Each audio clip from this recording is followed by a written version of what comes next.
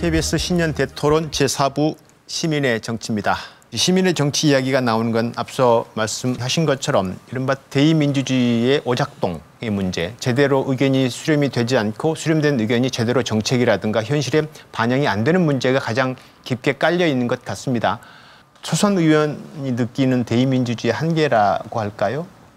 문제점은 어떤 걸 줄 수 있습니까? 우선 이제 크게 보면 이제 두 가지 부분을 좀 보완을 해야 돼요. 우리나라는 민주주의가 됐다고 하지만 사실상 국회의원의 경우에는 선출하는 거 말고는 특별하게 어떤 민주적인 통제 절차가 없습니다. 선출 과정에서 정말 잘하고 국민을 위해서 일할 수 있는 사람이 선출제도로 하는 그 선출제도를 좀 바꿀 필요가 있습니다.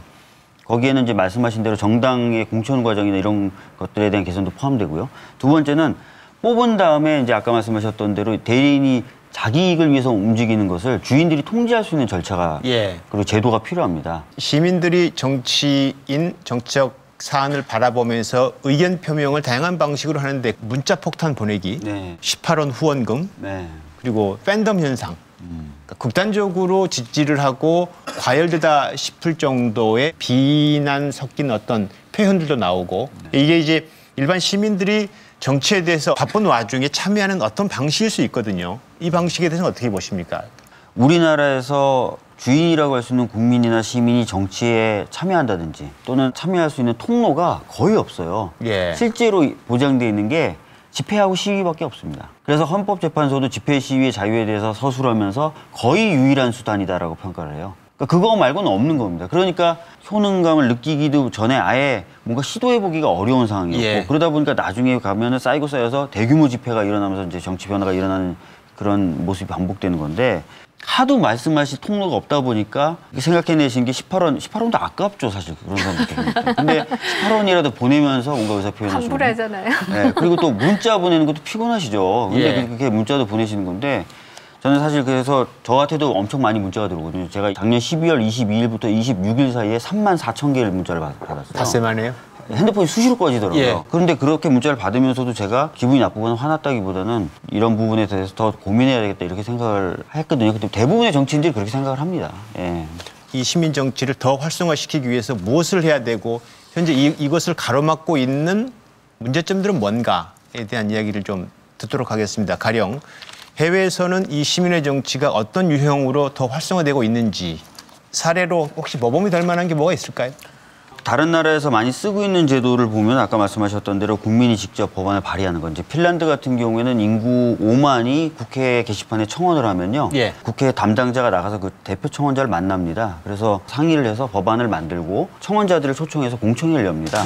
그렇게 해서 한 370건 정도의 의제가 발굴됐고 실제로 법안이 발의된 건 6건. 물론 이제 370에서 6건으로 줄어드는 과정을 보시면 아시겠지만 이게 남용되거나 그렇지는 않다는 거죠. 근데 이 제도가 저도 굉장히 좋아가지고 핀란드 그 3선 국회의원을 제가 좀 초청을 해가지고 말씀 들어봤더니 절대 하지 말아라 이렇게 얘기하시더라고요. 이유는? 첫 번째는 국회의원이 일이 많아진다. 두 번째는 국민들이 이렇게 발언하는 것에 국민적 관심이 쏠리고 의원들이 발의하는 것에 대해서는 좀 인기가 시들하다. 그러니까 농담이라 그러면서 그렇게 얘기하면서 꼭 하라 우리나라도 이렇게 얘기하고 다만 우리나라 인구 규모나 이런 게 있으니까 한 20만 정도 청원하면 이 제도가 작동하도록 설계하면 어떻게 하느냐 이렇게 얘기를 하시더라고요. 이 제도 굉장히 괜찮은 것 같고요. 이 제도는 어떻게 도입될 수 있습니까? 법안이 필요합니까? 제가 지금 법안 성안 중이고요. 국민 소환제 같은 경우 저는 이미 법안을 발의를 했어요. 근데 이제 잘 안 돼서 작년에 이제 개헌론이 있을 때 대통령 개헌안에 들어갔죠.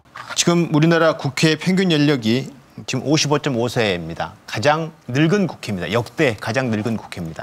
왜 이렇게 늙은 국회로 와버린 걸까요? 제가 이제 달고 다니는 배지가 굉장히 많은데요. 이게 이제 청소년 참정권 선거 연령 낮추는 배지를 지금 2년째 차고 다니고 있습니다. 이제는 좀 돼야 될 때가 됐는데요. 독일 같은 경우는 예를 들어서 기민당은 16세만 되면 정당에 가입할 수 있고요. 3인당은 14세만 되면 정당에 가입할 수 있습니다. 그래서 헬무트 콜이라든지 이런 유명한 정치인들이요. 슈레더 10대 때 정당 생활을 시작합니다. 굉장히 그래서 말씀하신 대로 젊어도 정치 경력이 이미 10년, 15년 되는 거예요. 저희는 아까 말씀드렸던 대로 선거권 연령하고 정당 가입 연령이 동일하게 법으로 묶여 있습니다. 그래서 10대는 사실상 정당에 가입하기가 불가능한 겁니다.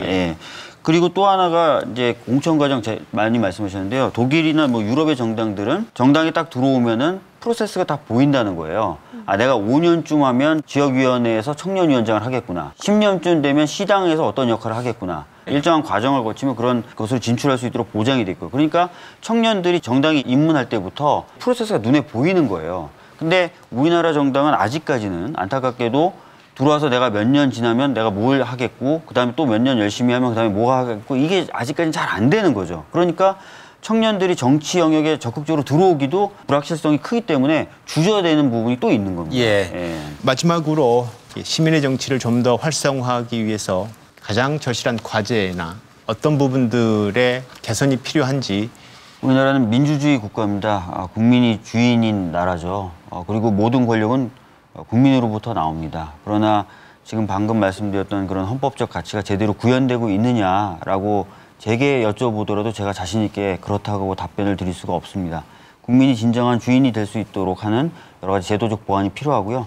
그런 것들을 하나씩 갖춰나갈 때야만 국민분들이 진짜 주인으로서의 노릇을 제대로 편하게 하실 수 있다고 생각합니다. 그런 것들을 갖춰나가는 국회가 돼서 월급 올려줘도 안 아까운 그런 국회가 될 수 있도록 노력하겠습니다. 예, 알겠습니다.